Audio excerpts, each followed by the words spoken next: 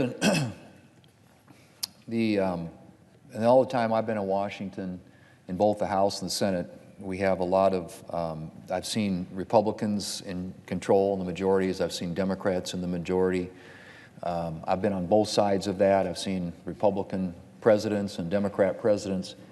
But one thing that doesn't change is that when Democrats get power in Washington, they want to expand government. They want to grow government. They want to spend money. And that's just if you just look throughout the history, at least in the time I've been here, that's just a fact. And we've already seen this year, since the President came to power and the Democrats have narrow majorities in the House and the Senate, which they've interpreted somehow as a mandate, but a dead-even United States Senate, them push through on a partisan basis a $1.9 trillion spending bill, which expanded government.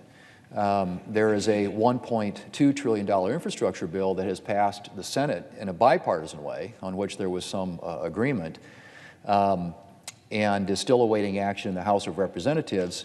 But already in this new administration, that represents over $3 trillion in spending, and which is on infrastructure and some core hard infrastructure with respect to the bipartisan bill. The other bill was a lot of things that Republicans felt weren't necessary, particularly after the 5 bills we passed last year in 2020 in response to the pandemic. And those, by the way, every one of those was on a bipartisan basis. So a lot of spending went on responding to the pandemic, trillions and trillions of dollars. So first thing that happens when Democrats come to power, they pass another $2 trillion, and then an infrastructure bill. So we've already got over $3 trillion spent at a time when we have $30 trillion in debt and growing by the day. And yet the Democrat now proposal is to spend $3.5 trillion. Some want to spend, on their side, want to spend up to $6 trillion to grow and expand government. And so it's not, I guess it doesn't come as any surprise that that's what Democrats do. When they gain power, when they get majorities, they want to grow, they want to expand government, they want to spend more money and raise taxes to do it. It's almost like a kind of a rite of passage that if you're going to be a good Democrat, this is what you do. And as I said before, after last year, coming through the pandemic at a time when the country had to, and both sides agreed, address the concerns, the needs that were out there, keep people employed, keep businesses operating and workers employed, support our healthcare industry, support our schools. There was enormous amounts of money that went into the economy last year. You would think that when Democrats took power this time, that they might want to dial it back and just think about seeing how the economy reacts, and before going on a full-blown effort to grow and expand government once again. But what we saw right out of the gate immediately, and again in a very partisan way, was a true $2 trillion spending bill. And I say that again because we all know that the amount of debt that we have today is dwarfs, eclipses anything in history, even close to what we're talking about.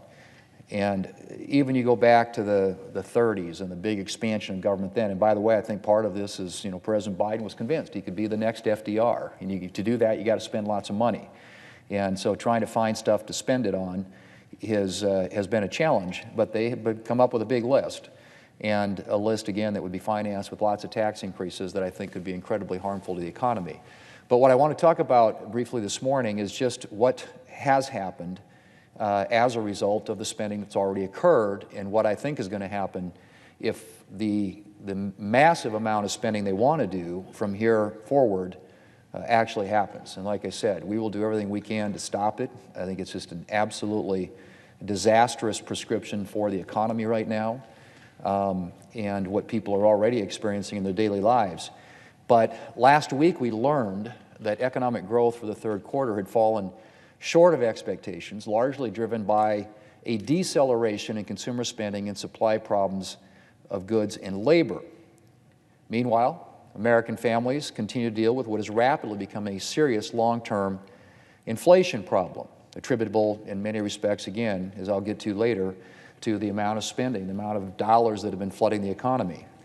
Last month, consumer prices rose at the fastest pace in 30 years. And a recent estimate from the chief economist at Moody's Analytics suggested that an average household is having to spend an additional $175 a month on basics thanks to inflation. $175 a month. Now that may not sound like much to a wealthy Democrat politician, but that's a lot of money for an ordinary American family. $175 a month can be the difference between putting something away in savings and living paycheck to paycheck. It can be the difference between whether or not you can afford braces for your child or whether you have the money to replace a broken appliance or make a needed car repair. Our inflation problem has gotten to the point that it has overtaken wage growth. Inflation, Mr. President, is growing faster than wages, which means that many American families have received a de facto pay cut. The growth in wages isn't keeping up with the increase in costs in their lives. So how do we end up here? Well, Mr. President, as I said, a lot of the problem traces back to this past March when Democrats decided to pour a lot of unnecessary government money into the economy under the guise of COVID relief. By the time the President and Democrats took office in January, Congress had passed no fewer than 5 bipartisan COVID relief bills, the most recent of them in December. The December COVID relief bill that we passed contained almost $1 trillion in funding and met essentially all of the pressing COVID needs the country was facing.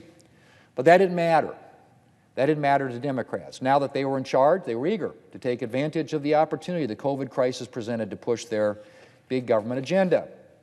And so they decided to pass another ostensible COVID bill less than 3 months after the December bill, and before a lot of the money from the December bill had even been dispersed.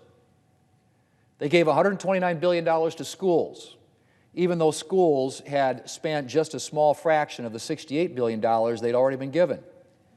They created a staggering $350 billion slush fund for states, despite the fact that the majority of states already had the money that they needed to deal with the pandemic, and many states were operating in a surplus situation. They extended enhanced unemployment benefits until September of 2021, despite the millions, literally millions of available job openings. And they made part of the unemployment compensation tax-free, creating incentives for Americans to stay on unemployment instead of returning to work. And among other things, they provided an additional $21 billion in rental assistance, none of which has yet been needed. In short, their so-called American Rescue Plan flooded the economy with a lot of unnecessary government money. And the results were predictable. Inflation. Mr. President, the definition of inflation is too many dollars chasing too few goods and services, and that is exactly the situation that Democrats created. They sent too many dollars into the economy, and the economy overheated as a result. You don't have to take my word for it. Here's what former Obama economic advisor Jason Furman had to say recently when discussing our current inflation program, and I quote, "The original sin was an oversized American Rescue Plan. It contributed to both higher output but also higher prices," end quote. That from Jason Furman, Obama economic advisor. That quote from Mr. Furman appeared in a recent New York Times article that also noted, and I quote, "But some economists, including veterans of previous Democrat administrations, say much of Mr. Biden's inflation struggle is self-inflicted." Lawrence H. Summers is one of those who say the stimulus bill the President signed in March gave too much of a boost to consumer spending. Mr. Summers, who served in the Obama and Clinton administration, says inflation now risks spiraling out of control, and other Democratic economists agree there are risks, end quote.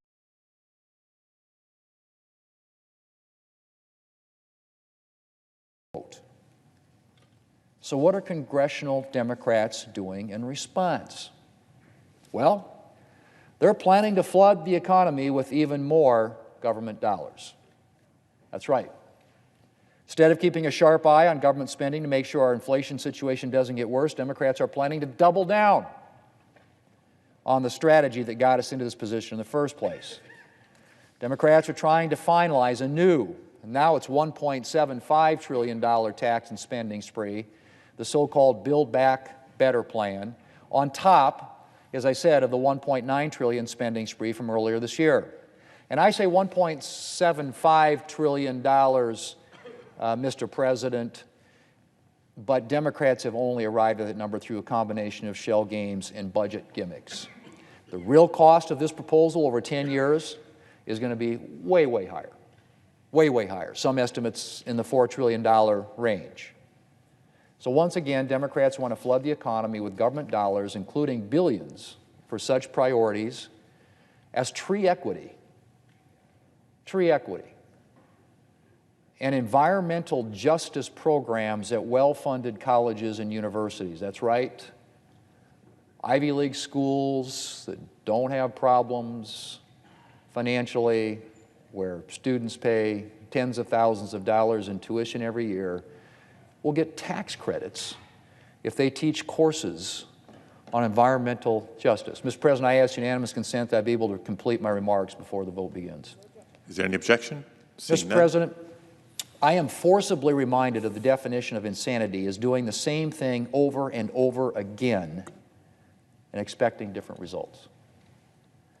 What exactly do Democrats think is going to happen to inflation if they pass this $1.75 trillion legislation? Do they think that if one round of excessive government spending triggered inflation, another round of excessive government spending is going to cure it? Do they think that dumping more fuel into an already overheated economy is somehow going to put out the inflationary fire?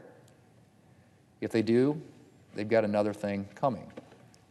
The only thing Democrats' latest spending spree is going to do is make our inflation problem worse. We're already looking at serious inflation lasting well into next year. Add Democrats' Build Back Better spending spree to the mix, and we could be looking at a very, very long period of inflated prices and reduced spending power for American families. Mr. President, Democrats were warned that their March spending spree could spur inflation. They passed it anyway. So I don't have a lot of hope the Democrats are going to heed concerns about inflation, even coming from their own economists, when it comes to their current tax and spending plan. But I and every other Republican will stand firm against this reckless tax and spending spree, and will continue to urge our Democrat colleagues to rethink their spending agenda before inflation soars out of control and American families have to suffer the consequences. Mr. President, I yield the floor.